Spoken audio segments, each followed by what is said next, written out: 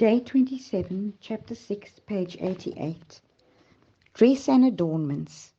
There is no need to make the dress question the main point of your religion. There is something richer to speak of. Talk of Christ, and when the heart is converted, everything that is out of harmony with the Word of God will drop off. If we are Christians, we should follow Christ, even though the path in which we are to walk cuts right across our natural inclinations. There is no use in telling you that you must not wear this or that, for if the love of these vain things is in your heart, your laying off your adornments will only be like cutting the foliage off a tree. The inclinations of the natural heart would again assert themselves. You must have a conscience of your own.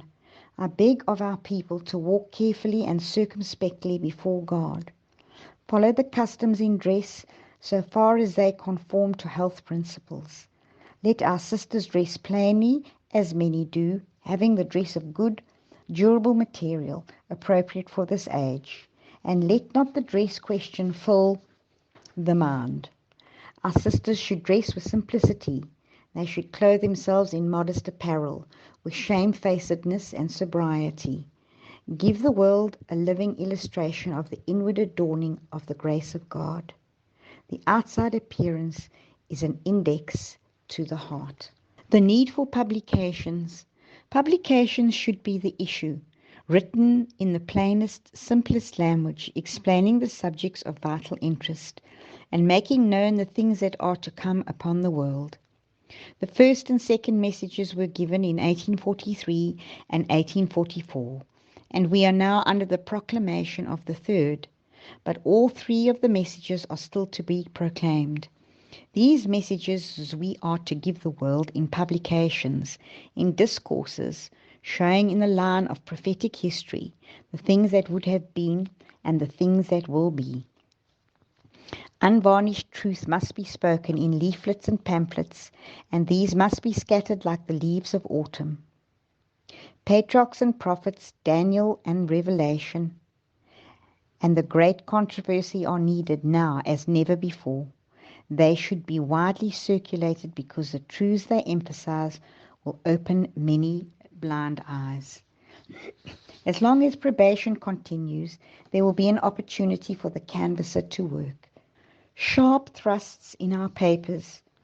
Let not those who write for our papers make unkind thrusts and allusions that will certainly do harm and that will hedge up the way and hinder us from doing the work that we should do in order to reach all classes, the Catholics included.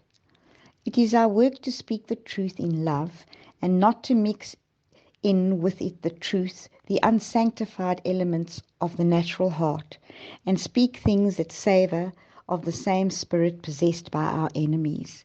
We are not to use harsh and cutting words. Keep them out of every article. Drop them out of every address given. Let the word of God do the cutting, the rebuking. Let finite men hide and abide in Jesus Christ.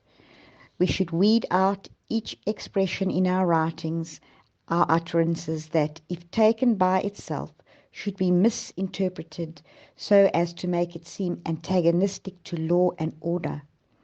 Everything should be carefully considered, lest we place ourselves on record as uttering things that will make us appear disloyal to our country and its laws. Christianity is not manifest in pugilistic accusations and condemnations. Beware of side issues. God has not passed his people by, and the chosen one, solitary man here and there, as the only ones worthy to be entrusted with his truth. He does not give one man new light contrary to the established faith of the body. In every reform men have arisen, making this claim, let none be self-confident, as though God has given them special light above their brethren. No one accepts some new and original idea which does not seem to conflict with the truth. He dwells upon it until it seems to him to be clothed with beauty and importance. For Satan has power to give his false appearance. At the last it becomes the all-absorbing theme, the one great point around which everything centers, and the truth is uprooted from the heart. I warn you to be aware of these side issues, whose tendencies is to divert the mind from the truth. Error is never harmless. It never sanctifies, but always brings confusion and dissension.